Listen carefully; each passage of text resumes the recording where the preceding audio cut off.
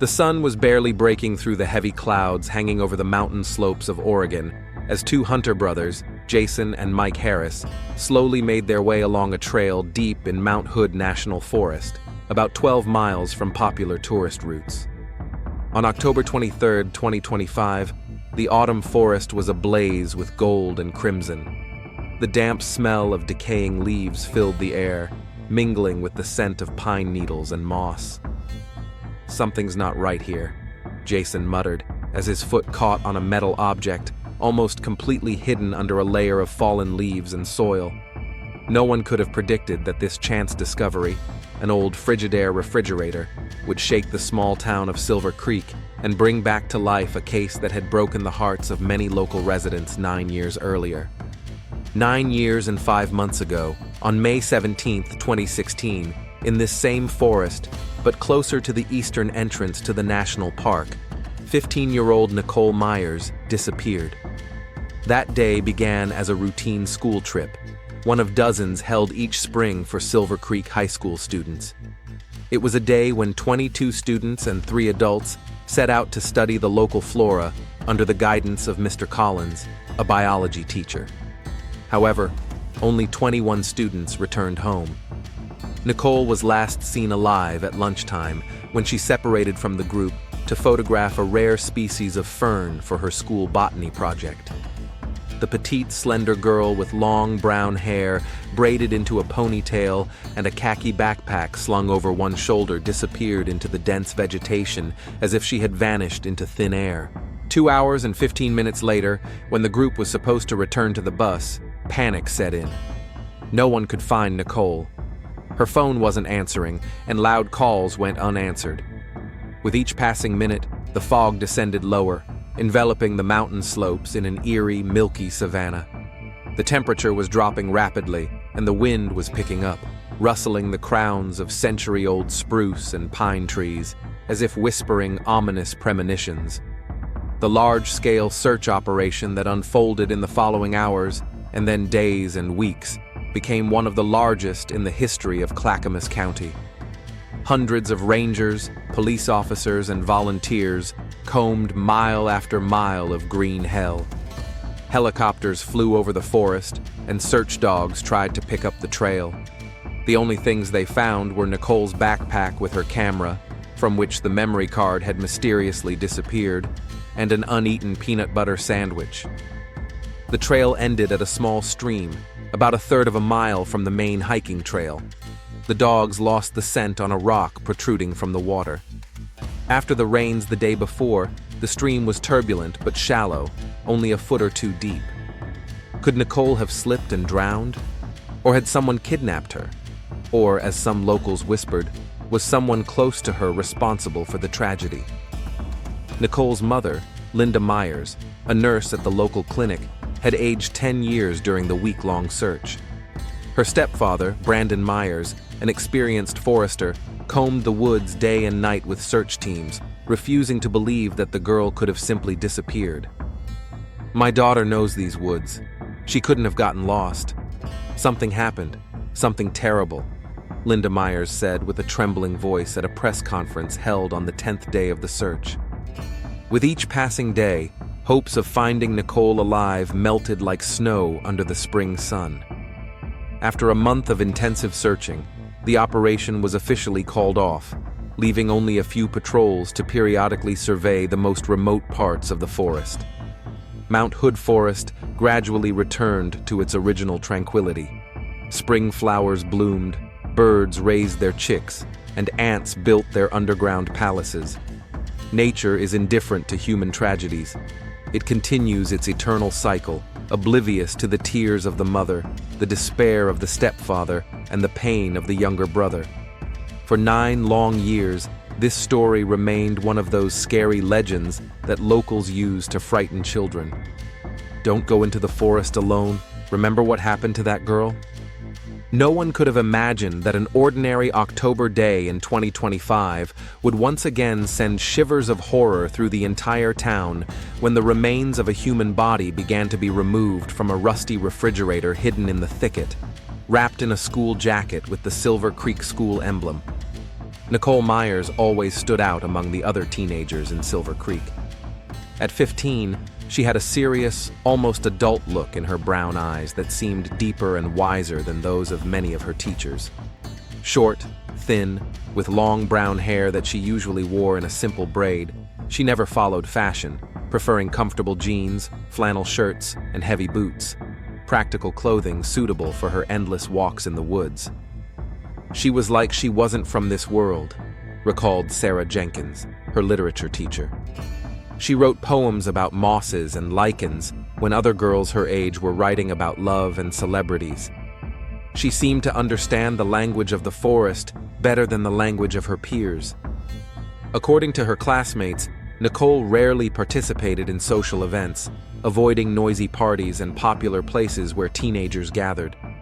Lisa Carter, who sat next to her in biology class, recalls, "She always seemed absorbed in her own thoughts.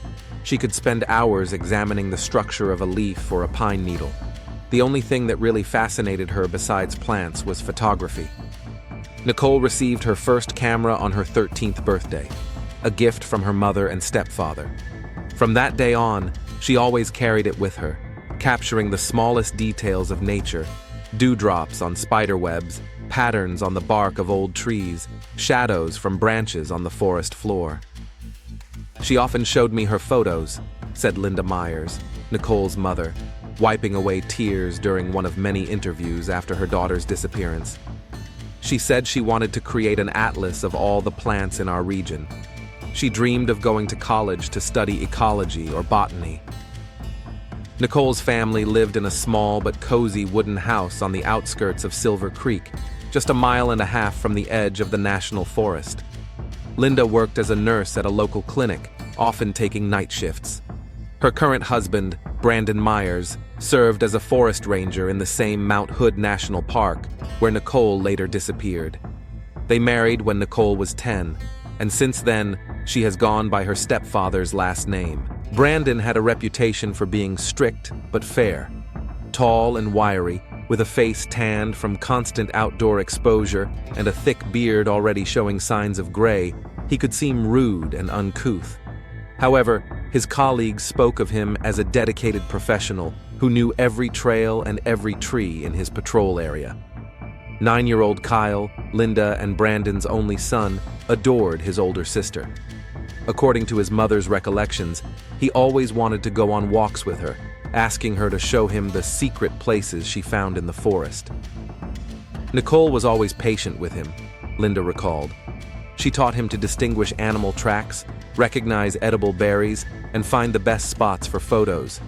He was devastated when she disappeared. Nicole spent the last week before the fateful school trip in her usual rhythm. School, solo walks in the woods, evenings spent reading books on botany. However, as her loved ones later recalled, something in her behavior had changed.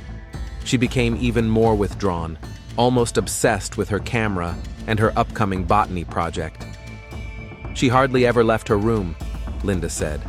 "She was always reading, researching, taking notes on rare species of ferns she hoped to find on the school trip." Her classmate Jake Thompson recalled a minor conflict that occurred 3 days before the trip. "The guys and I were joking around with her in the cafeteria, calling her the forest witch because she was always carrying around some herbs and mosses. Nothing serious, just typical teenage teasing. But she suddenly got very angry, almost yelling at us that we didn't understand anything and couldn't see anything. It was strange because she usually just ignored such jokes." The day before the trip, Nicole was busy preparing her equipment until late at night. She cleaned the camera lens, recharged the batteries, and checked the memory card. Brandon, her stepfather, came into her room around 10 o'clock in the evening. A strange conversation took place between them, which later caught the attention of investigators. He insisted that she take his old hunting knife with her, Linda later recounted. He said that the forest becomes dangerous in the spring when animals raise their young and become aggressive. I heard them arguing. Nicole didn't want to take the knife, saying it was a school trip with teachers, not a solo expedition into the woods. But Brandon was very insistent. I didn't think much of it at the time. He was always overly cautious when it came to the woods. According to her younger brother Kyle, he heard Nicole talking to someone on the phone for a long time that night. Her voice sounded agitated, almost frightened. "I think she said something about seeing something she shouldn't have seen," the boy recalled during one of the interrogations. However, given his young age and emotional state after his sister's disappearance, investigators were skeptical of this testimony. On the morning of May 17th, Nicole woke up earlier than everyone else, at 5:30 a.m. She made her own breakfast, packed her backpack, and left a note on the refrigerator. "Mom, I left early because I want to take some sunrise photos before the hike. Don't worry, I'll be careful. Love, Nicole." According to the school bus driver, Nicole was one of the first to arrive at the meeting place. She seemed focused, even tense, but not anxious. She was wearing blue jeans, a green flannel shirt, a light brown jacket with the Silver Creek School logo, and sturdy hiking boots. Her khaki backpack was stuffed to the brim with a camera, a notebook, a bottle of water, food, spare batteries, and a botany reference book. Only after her disappearance, during a search of her room, were strange notes found, written in her hand in the margins of an Oregon plant guide. Next to the description of a rare species of fern that grows only in certain shady, damp areas of the forest, Nicole wrote in red marker, "Check the coordinates. Maybe it's the key." No one could explain what these words meant or how an ordinary fern could be a key. On the morning of May 17th, 2016, Nicole Myers, a 15-year-old reclusive girl with a passion for botany and photography, boarded the school bus with the other students, setting off on a hike from which she would never return. And only now, 9 years later, an old rusty refrigerator found by hunters in a remote part of the forest began to reveal the chilling truth about what really happened that spring day. On May 17th, 2016, at 7:30 a.m., the yellow Silver Creek High School bus left the school parking lot. Inside were 22 students and 3 adult chaperones: Mr. Collins, the biology teacher, Miss Peterson, the school nurse, and Mr. Gibson, a parent who volunteered to help organize the trip.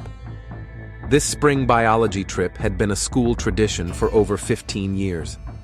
Every spring, Mr. Collins, a tall, thin man with graying temples and a passion for nature, took his students on a field trip to Mount Hood National Forest to study the local ecosystem during its most active period of awakening after winter.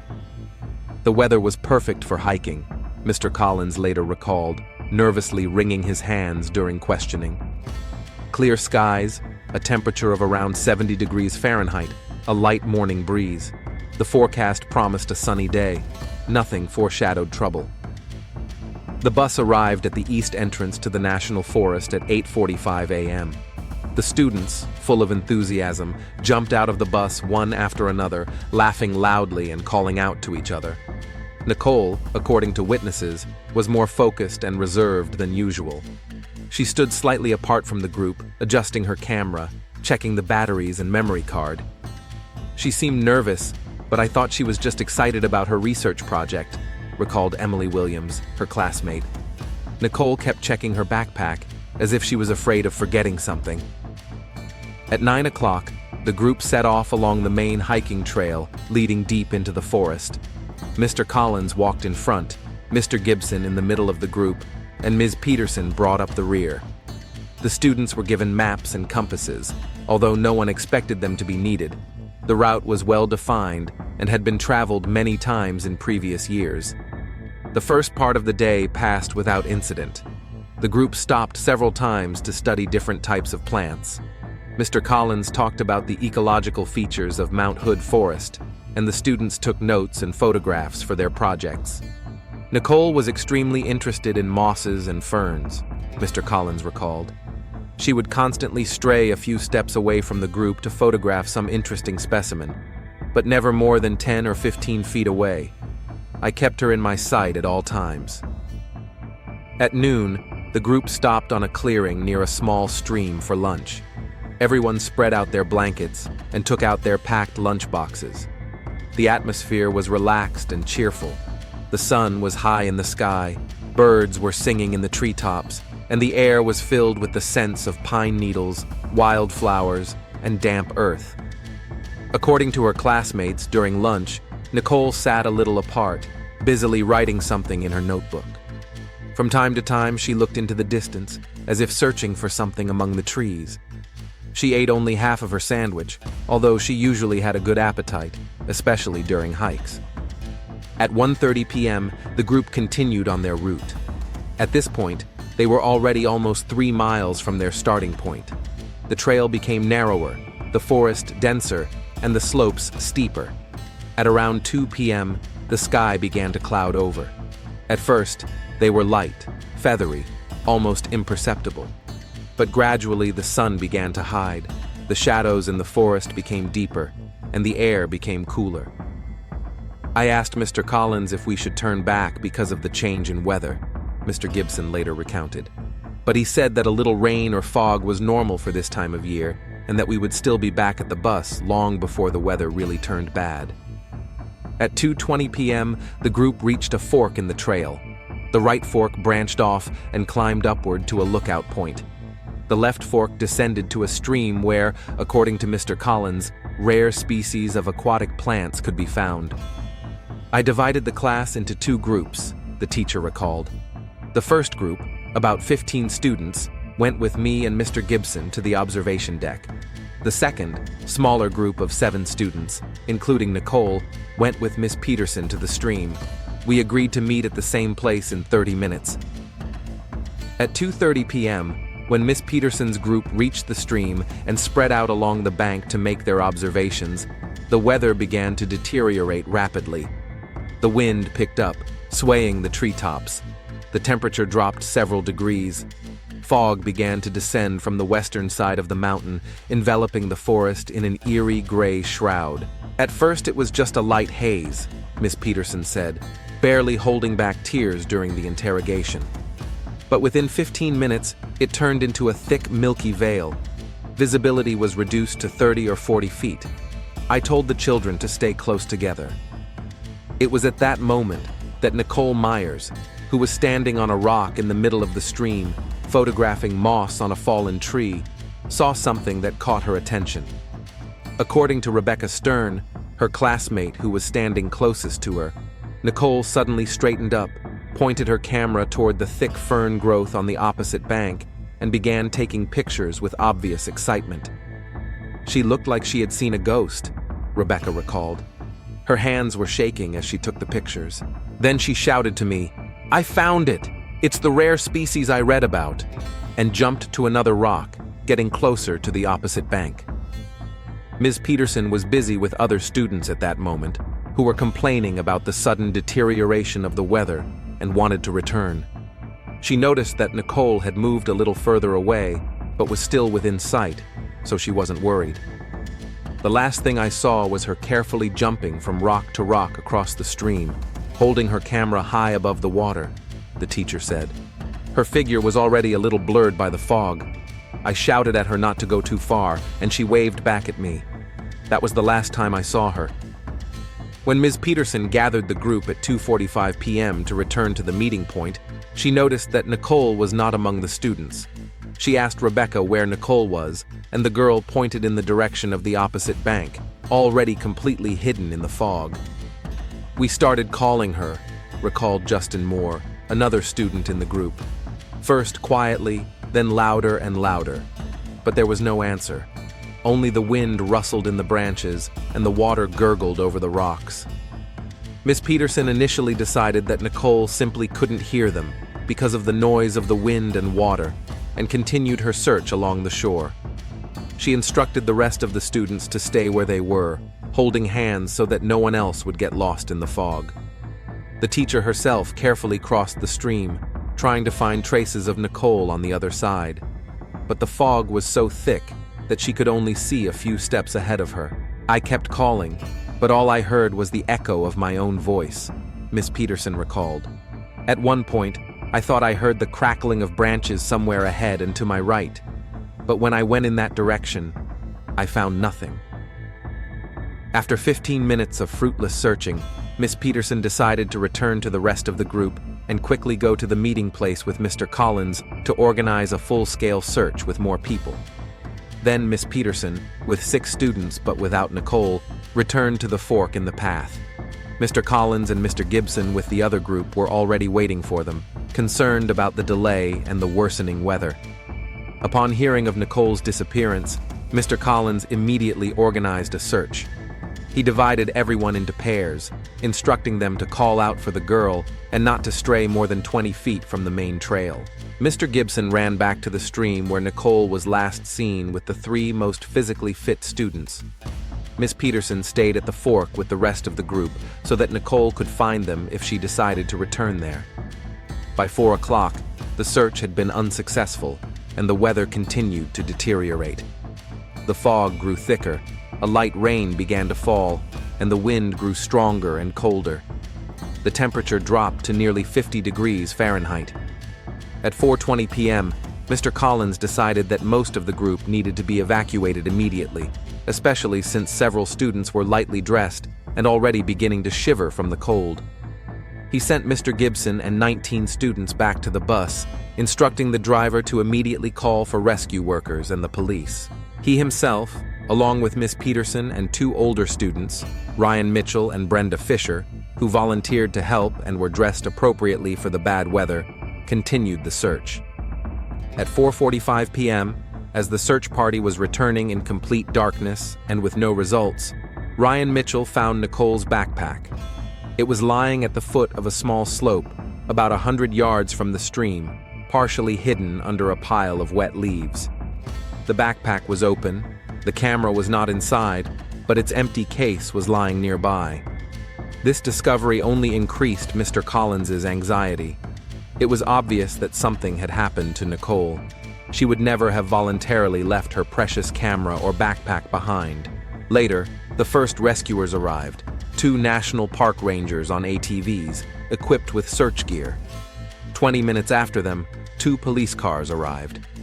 At 6 p.m., Linda and Brandon Myers, Nicole's parents, arrived at the scene of her disappearance, summoned by the school administration. "I will never forget the look on Linda's face when she was shown her daughter's backpack," Mr. Collins later recalled. "It was the look of someone who had looked into the abyss and realized that her worst fears might come true." Night fell on Mount Hood, enveloping it in a black abyss, swallowing the last rays of hope of finding Nicole alive and unharmed. No one could have imagined then that her secret would remain buried among the silent trees for the next 9 years, until a chance discovery would slowly reveal the truth about what happened on that foggy spring day. At dawn on May 18, 2016, Mount Hood National Forest was filled with sounds rarely heard in its ancient wilderness. The voices of dozens of people calling out through the thick undergrowth, the barking of search dogs, the roar of helicopters above the treetops, the crackle of walkie-talkies, and the rustle of hundreds of feet on the damp forest floor. By morning, Clackamas County Police Chief Michael Donovan had launched one of the largest search operations in the region's history. More than 70 National Forest Rangers and police officers lined up to comb the area. They were joined by more than 120 volunteers from nearby towns, many of whom came as soon as they heard the news of the girl's disappearance. The first 48 hours are critical in wilderness disappearances, Chief Donovan explained to reporters during an impromptu briefing at the command post. "We have deployed all available resources. Every minute counts." The thick morning fog slowly dissipated under the rays of the rising sun, revealing the majestic slopes and valleys of Mount Hood Forest. The tops of the fir and pine trees glistened with drops of yesterday's rain. The ground was wet and soft, perfect for footprints, if there were any. To coordinate the search, the area was divided into squares, each 1 square mile in size. Teams of 5 to 7 people methodically combed each square, slowly moving from Nicole's last known location, the stream where she had been photographing ferns. 6 pairs of search dogs, specially trained to find people, sniffed a school jacket taken from Nicole's home to pick up her scent. But the dogs were behaving strangely. They picked up the scent from the girl's backpack to the stream, then circled around the rocks where she had taken the photos, and finally lost the scent, whining and refusing to go any further. "This is unusual," commented Rick Summers, a dog handler with 15 years of experience. "It's as if she just vanished into thin air, or something confused her trail." Helicopters hovered over the search area, but their effectiveness was severely limited. The dense forest canopy, mighty spruce trees and ancient redwoods whose crowns formed an almost continuous green roof, made visual searches difficult and rendered the use of thermal imaging cameras nearly impossible. "We can only see about 30% of the forest floor," reported the search helicopter pilot. "There are too many blind spots." By noon, the search teams had found a few minor clues. A handkerchief, possibly belonging to Nicole, 50 yards from where her backpack was found. A footprint of the right size in a marshy area 100 yards further on. A broken branch with signs of recent damage. But the most significant find was Nicole's camera. It was found under a pile of wet leaves about 200 yards from the stream, in the opposite direction from where the backpack was found. The lens cap was missing, and the strap was torn. When police technicians examined the camera, they found that the memory card was empty, even though, according to her classmates, Nicole had taken dozens of photos throughout the day. "Could the memory card have malfunctioned due to moisture?" asked the investigator. "Unlikely," replied the technician. "Even if water had gotten inside, the data could have been recovered. This is different. The card has been completely wiped, as if someone had deliberately deleted all the files." On the third day of the search, the teams found a trail leading to a small cave formed by fallen trees and boulders about half a mile from the stream. Inside was a half-eaten sandwich wrapped in foil with a small inscription, NM, in the corner, exactly the same one that Linda Myers had prepared for her daughter on the morning of her disappearance. She may have been looking for shelter from the rain, the rescuers speculated. But then why did she go further? Linda Myers, Nicole's mother, hardly left the command post. Exhausted from insomnia, her eyes red from crying, she stared at every face that returned from the forest, looking for a ray of hope. "My girl knows these woods," she repeated over and over. "She's smart. She'll find her way back." Brandon Myers, Nicole's stepfather, was actively involved in the search.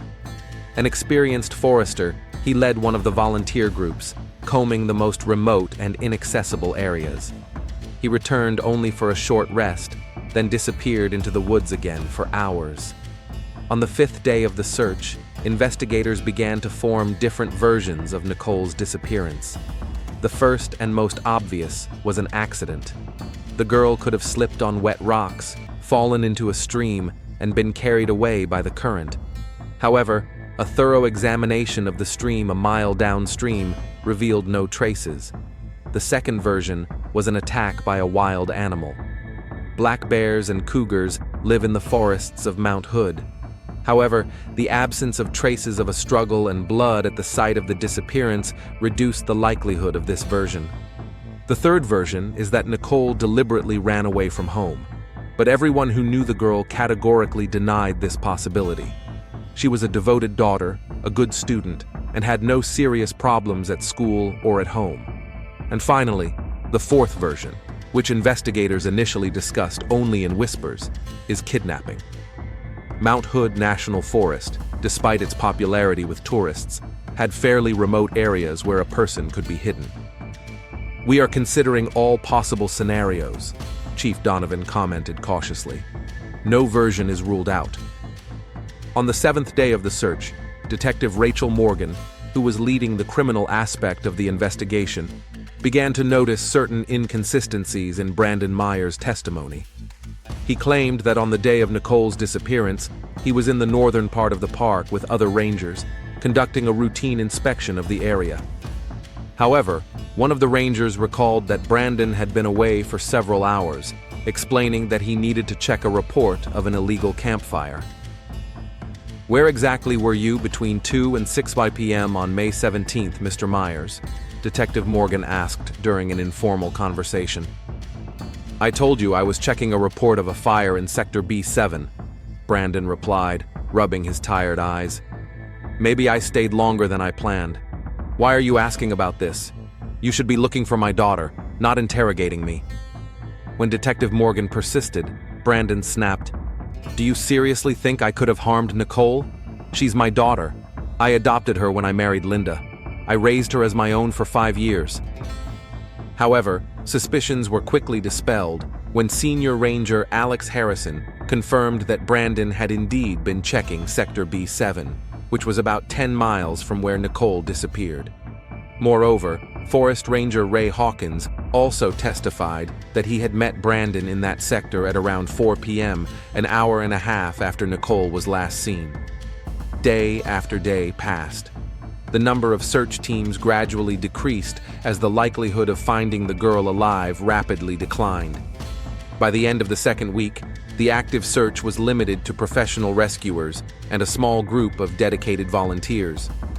On the day that marked a month since her disappearance, Police Chief Donovan summoned Linda and Brandon Myers to his office. Detective Morgan and Ranger Captain Tom Welch were also seated at his desk. "We've exhausted all resources," Chief Donovan said slowly. "We've combed through more than 50 square miles of territory. We've used drones, helicopters, the best search dogs. We've interviewed everyone who could have seen something." Linda trembled, knowing what he was going to say next. "We are forced to officially call off the large-scale search operation," Donovan continued. "The case remains open. Periodic patrols will continue. But large-scale searches," he paused, "we cannot continue them indefinitely." "You're leaving my girl there," Linda whispered, her eyes dry. She had cried all her tears in the past month. "Mrs. Myers," Detective Morgan said gently, "we are not closing the investigation. We will continue to follow every lead, but we have to be realistic about our chances." Just then, Brandon Myers, who had been silent throughout the conversation, suddenly stood up. His face, weathered by wind and sun, seemed carved from stone. "I won't stop looking," he said quietly but firmly. "Even if I'm alone. Even if it takes a year. Even if," his voice trembled, but he controlled himself. "Even if I only find her remains. She deserves to be buried properly." On June 17, 2016, exactly 1 month after her disappearance, the official search for Nicole Myers was called off. The local newspaper, the Silver Creek Gazette, ran a small headline on page 2. "Search for missing schoolgirl officially called off." The photo next to the headline showed a smiling Nicole in her Silver Creek school jacket with a camera around her neck. Life in the small town gradually returned to its usual routine. But for the Myers family, time seemed to have stopped on May 17, 2016, at 2:30 p.m. Spring came early to Oregon in 2025. By mid-April, the slopes of Mount Hood were covered with a bright green carpet of young grass and colorful patches of wildflowers. Spruce and pine trees filled the air with the pungent scent of resin, and streams filled with meltwater murmured again in the valleys. 9 years had passed since Nicole Myers disappeared in these woods. 9 years that changed not only the lives of her family, but also the entire small town of Silver Creek, which continued to live in the shadow of an unsolved mystery. Linda Myers no longer lived in the wooden house on the edge of the forest. 3 years after her daughter's disappearance, she divorced Brandon and moved to Santa Barbara, California, where she found work as a nurse in a private clinic. Locals learned that a year and a half ago she had remarried to a physician at the same clinic, Dr. Alan Prescott. "Linda is trying to start her life over," said Martha Johnson, a former neighbor and close friend of the Myers family. "She never talks about Nicole in the present tense, but she doesn't use the past tense either. It's as if her daughter exists somewhere in a parallel dimension, neither alive nor dead." Every year on May 17th, Linda would return to Silver Creek, not to meet her ex-husband or old acquaintances, but to attend the memorial ceremony that the local community organized in memory of Nicole. She never spoke at these events, standing apart, wrapped in a shawl even on warm days, wearing large sunglasses that hid her eyes. After the ceremony, she would quietly place a bouquet of white lilies, Nicole's favorite flowers, near a small memorial plaque in the city park, and drive back to the Portland airport. Kyle Myers, now 18, has grown up to resemble his missing sister. The same penetrating gaze of brown eyes, the same frown between his eyebrows when deep in thought. After graduating from the same high school Nicole attended, he enrolled at the University of Oregon to study ecology and forestry. "I always felt like I had to finish what Nicole started," he told a Silver Creek Gazette reporter in a brief interview before leaving for college. "She loved the forest and plants so much. I think it's right to continue her work." Kyle rarely visited Silver Creek, but he kept in sporadic contact with Brandon, his father. From time to time, they went hiking together, not in the ominous Mount Hood forest, but in other parts of Oregon. On those days, they hardly spoke, just walking side by side, covering mile after mile, lost in their thoughts and memories. Brandon Myers, Nicole's former stepfather and Kyle's father, remained in Silver Creek, but no longer worked as a forest ranger. He quit a year after Nicole disappeared, unable to enter the forest that had taken his adopted daughter. Now he lived in a small trailer on the northern outskirts of town, repairing boat motors in his own workshop in the backyard. "He's changed," said Ray Hawkins, Brandon's former colleague at the Forest Service, and now one of the few people who still kept in touch with him. "He's become withdrawn, hardly talks to anyone. He grew a beard down to his waist and lost weight. Sometimes when I visit him, I see a backpack and equipment in the corner of the room, as if he's ready to set off on another search at any moment." Ray didn't talk about it openly, but people who were more familiar with the situation knew that Brandon regularly, once every few months, combed through remote parts of Mount Hood Forest on his own in search of any traces of Nicole. For years, he studied maps, aerial photographs, and ranger reports, looking for any anomalies, any unusual structures or signs of human presence in remote parts of the forest. Several times he was found exhausted, showing signs of dehydration after days of continuous searching. The changes affected not only Nicole's family. Mr. Collins, the biology teacher who led the fateful hike, retired 5 years earlier than planned. Gray hair, deep wrinkles around his eyes, and incurable insomnia were the price he paid for the guilt that never left him. "I failed to protect a student in my care," he said at his retirement ceremony, barely holding back tears. "I don't deserve the right to teach children." He continued to live in Silver Creek, in a small house near the school. He was often seen sitting alone on a bench in the town park, watching the playful squirrels and listening to the birds chirping. He never attended memorial services for Nicole, perhaps out of shame, perhaps out of fear of encountering accusatory glances. Silver Creek High School itself had also changed. Biology field trips to Mount Hood were no longer held. Only in other, safer, and more open areas, and always with enhanced safety measures. Mandatory GPS trackers for each student, constant radio communication, strict instructions not to wander off alone. Mount Hood National Park introduced a special Nicole protocol for all school groups visiting the forest. It included mandatory registration of each visitor, electronic tracking bracelets, constant supervision by at least 2 rangers per group, and a strict prohibition on leaving the main trails, even for a few steps. "We cannot bring Nicole back," said the park director at a press conference dedicated to the implementation of the new protocol. "But we can do everything to ensure that such a tragedy never happens again." In the city itself, fear gradually faded, but not the memory. Older residents still whispered to newcomers the story of the girl who disappeared in the forest.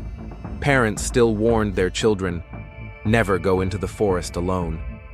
And teenagers from the local school, born after the tragedy, still told each other scary fictional stories about the ghost of Nicole wandering the forest paths on foggy spring days. Every year on May 17th at 2:30 p.m., the time when Nicole was last seen, people gathered in Silver Creek City Park. They read poems that Nicole herself had once written, lit candles, and at 4:45 p.m., the moment her disappearance was discovered, observed a moment of silence. The criminal case regarding Nicole Meyer's disappearance remained officially open, but was effectively cold. No new evidence or testimony had emerged in years. Detective Rachel Morgan, who had been leading the investigation, had transferred to the Portland Police Department back in 2019.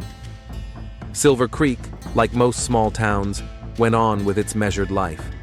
Shops opened and closed, children were born, weddings and funerals were held.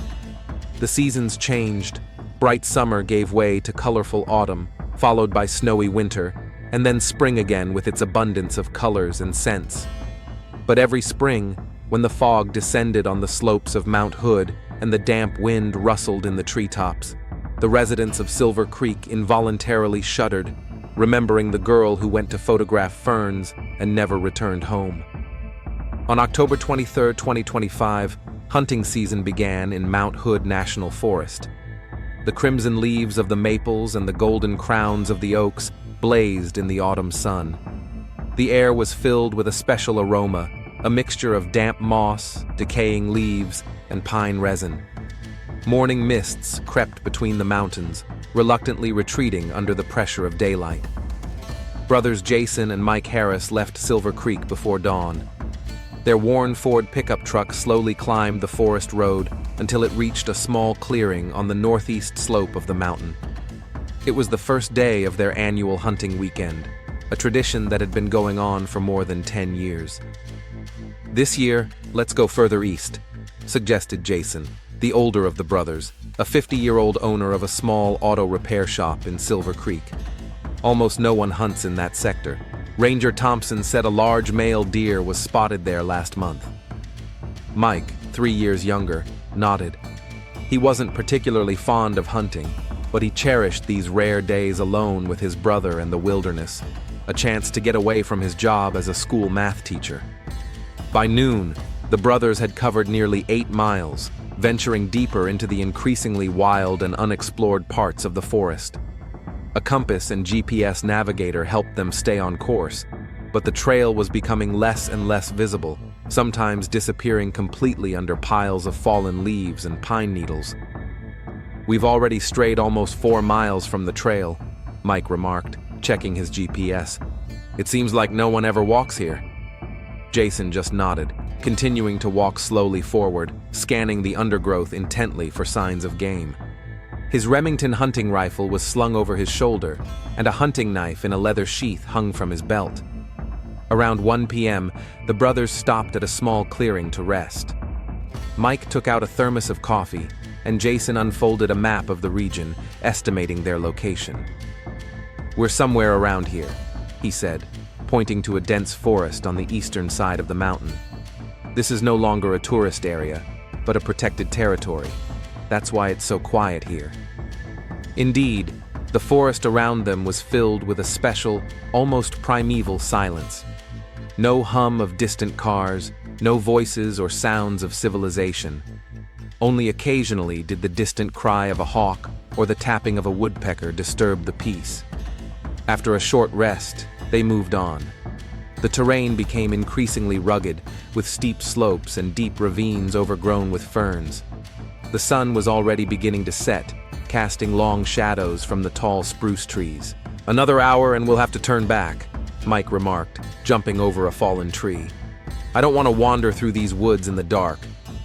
Just then, Jason's foot caught on something hard, hidden under a layer of fallen leaves. He almost fell, but managed to stay on his feet by grabbing the nearest tree trunk. "What the hell?" he muttered, bending down to rake through the leaves. "Mike, look here." Under a layer of leaves, moss, and small debris, the edge of a metal object was visible. The brothers cleared away more, revealing the corner of an old refrigerator, once white, now rusty, and covered in dirt. A refrigerator? In the middle of the woods? Mike wondered. Did someone set up an illegal dump here? Jason looked thoughtfully at the find. "This thing is old. Look, it's a Frigidaire from the 70s. My grandfather had one like this." Out of curiosity, they cleared more ground around the refrigerator. It was almost completely buried in the ground, with only the top corner protruding.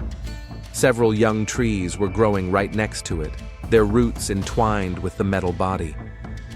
"It's been here a long time," Mike remarked. "Probably since the days when this was a campground, 40 or 50 years ago." Jason began to clear away more dirt and leaves, exposing the front of the refrigerator. The door was slightly ajar, blocked by roots and soil. "I wonder what's inside." Jason took out his hunting knife and began to carefully cut away the roots and widen the opening. "Are you serious about opening this thing?" Mike asked skeptically. "It's probably full of trash or some animal's nest." "What if there's something valuable?" Jason smiled. "Someone could have hidden treasure here." Mike rolled his eyes but helped his brother. Together they dug away enough dirt to open the door completely. The rusty hinges creaked protestingly when Jason pulled the handle. At first, they couldn't see anything because of the darkness inside. Jason took out the flashlight attached to his belt and shone it inside. Both brothers recoiled sharply when they saw the contents. Inside the refrigerator, curled up in a fetal position, lay what had once been a human body. Years had mummified the remains, drying the skin to a parchment-like state. The body was wrapped in something resembling a jacket, the color of which was difficult to determine due to dirt and time. "Jesus Christ," Mike gasped, taking a few steps back. "Is that a person?" Jason, pale as a ghost, nodded. He was a hunter and had seen many dead animals, but this was something else entirely. "Probably some vagrant," he whispered, trying to control the tremor in his voice. "Crawled into the refrigerator to hide from the cold and couldn't get out." Mike was already reaching for his cell phone. "We need to call the police." He looked at the screen and shook his head. "No signal. Of course." Jason hesitantly approached the refrigerator, still shining his flashlight inside. Now that the initial shock had passed, he began to notice details. The jacket the body was wrapped in had some kind of logo on the back. "Wait a minute." He leaned closer, careful not to touch the contents. "That's a school jacket, and there's a badge." Mike moved closer, fighting his disgust. "What emblem?" "I'm not sure, but..." Jason squinted, staring at the half-worn patch. "It looks like the Silver Creek School emblem." Both brothers froze, slowly comprehending the significance of this discovery. "Listen," Mike said slowly. "We're about 12 miles from where that girl disappeared 9 years ago, right? Remember that story?" Jason nodded, feeling a chill run down his spine. "Nicole Myers. Yeah, I remember. She was wearing her school jacket that day." He shone his flashlight into the refrigerator again. Now that their eyes had adjusted to the darkness, they could see other objects near the body. Something that looked like a camera and a long metal object, perhaps a knife. "We have to go," Jason said firmly, turning off the flashlight and standing up. "Right now. And we have to remember this place very precisely." They carefully closed the refrigerator door, leaving everything as they had found it. Mike marked the location on his GPS, and Jason took several photos of the surroundings on his phone. The sun had almost disappeared behind the horizon, and the long shadows were turning into complete darkness. The brothers headed back, moving as quickly as possible through the thickening forest. Their thoughts were far from hunting. Neither of them could shake the image of the contorted body wrapped in a school jacket in a rusty refrigerator in the middle of the wild forest. "Do you think it's her?" Mike finally asked when they were almost back at their car. Jason didn't answer right away. In the darkness, his face seemed carved from stone. "I don't know," he finally said, "but I think the Myers family will finally get some answers after so many years of uncertainty." When they reached the pickup truck, they immediately drove to the nearest ranger station, where there was a stable connection. None of them spoke during the drive, but each of them was thinking about the eerie discovery in the woods, which might be the key to solving one of Silver Creek's greatest mysteries. On October 24, 2025, at 10 a.m., Clackamas County Police Chief William Rogers stood in front of the Silver Creek Police Station, surrounded by reporters. His face was grim, and his voice was tense as he officially announced the discovery made by the Harris brothers. Last night, we received a report of human remains found in a remote part of Mount Hood National Forest, he announced. In light of this, we are officially reopening the investigation into the disappearance of Nicole Myers. Within hours, the news had spread not only throughout Silver Creek, but also to the national media. Journalists from Portland and even Seattle began to flock to the small town, which was once again in the spotlight. Meanwhile, a team of forensic scientists and medical examiners was already working at the site of the discovery. The rusty refrigerator was carefully opened and its contents were documented in detail before the remains and other evidence were removed for thorough analysis. It was a meticulous, almost surgical process, Dr. Alice Chang, the county's chief medical examiner, later recounted. We were dealing with 9-year-old evidence that could easily be destroyed if handled carelessly. The old Frigidaire refrigerator turned out to be a kind of time capsule. The tightly sealed design and relatively dry conditions inside helped preserve not only the mummified remains, but also several key pieces of evidence. A school jacket with the Silver Creek school emblem, a camera with an intact memory card, and a hunting knife with dried blood on the blade. On October 26th, after 2 days of intensive laboratory research, Dr. Chang held a press conference at the County Medical Center. DNA analysis confirms with 99.9% certainty that the remains belong to Nicole Myers, she announced. The cause of death was multiple stab wounds to the chest and neck, inflicted with a sharp object, most likely a hunting knife found near the body. Linda Myers, who had flown in urgently from California, was present at the press conference. Sitting in the front row, she did not cry. It seemed that all her tears had dried up during 9 years of uncertainty. Next to her sat her son Kyle, holding his mother's hand, his shoulders shaking with suppressed sobs. "I always knew my little girl would never have left us voluntarily," Linda told reporters after the press conference. But to find out that her life was cut short so brutally, so senselessly, who could do that to a child? The answer to that question began to emerge the next day, when the police technical department completed the recovery of data from Nicole's camera memory card. Contrary to initial conclusions made 9 years ago, the card was not empty. The data was hidden in a special encrypted section. "She was a very smart girl," explained technical expert Lieutenant James Wu. "She created a hidden folder and put her most important photos there, leaving only pictures of plants in plain sight." The recovered photos told a chilling story. The first few dozen images were indeed pictures of various plants taken during a school trip. But then, around 2 p.m., the nature of the photos changed dramatically. From behind thick ferns, Nicole captured the construction of a small wooden hut deep in the forest, outside the permitted areas for camping or construction. "At first glance, nothing criminal," commented Detective Rachel Morgan, who returned to Silver Creek to lead the renewed investigation. "Illegal construction in a national forest is a violation, but not something you'd kill for." However, the latest footage, taken from close range, revealed the real cause of the tragedy. The images showed boxes marked "explosive" and bags of white powder being unloaded into the cabin. And in the last, somewhat blurred photo, the face of a man in a forest ranger's uniform is partially visible.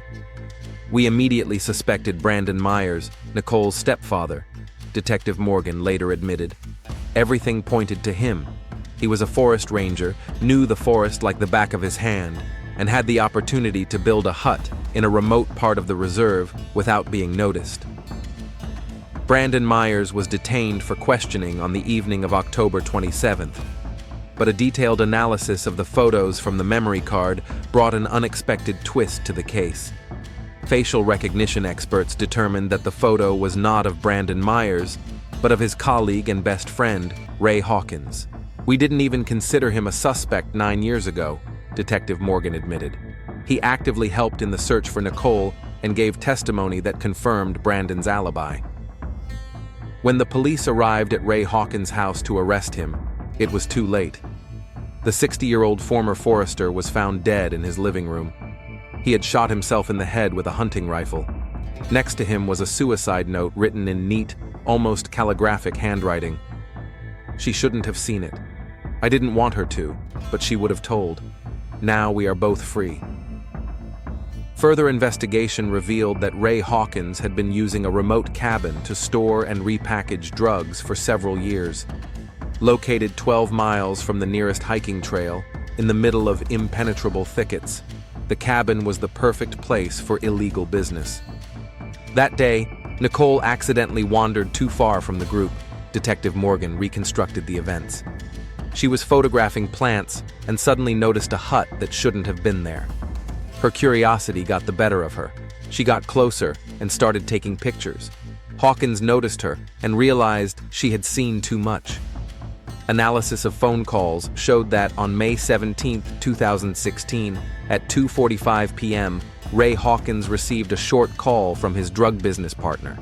It was after this that he hurriedly left his patrol area, explaining to his colleagues that he needed to check a report of an illegal campfire. He arrived there when the fog was already thick, the detective continued. Nicole probably hid when she heard him approaching, but he found her and did what he thought was necessary to protect himself. The old refrigerator was obviously already on the site, a remnant from the days when the area was open for camping. Ray hid the body there, burying the refrigerator deeper in the ground and camouflaging it. On October 31st, exactly 1 week after the discovery in the woods, Nicole Myers was finally buried in Silver Creek Cemetery. Brandon Myers, released from custody and cleared of all suspicion, stood by the grave, holding his son Kyle by the shoulder. His bearded, grief-stricken face was impenetrable, but there were tears in his eyes, the first anyone had seen in many years.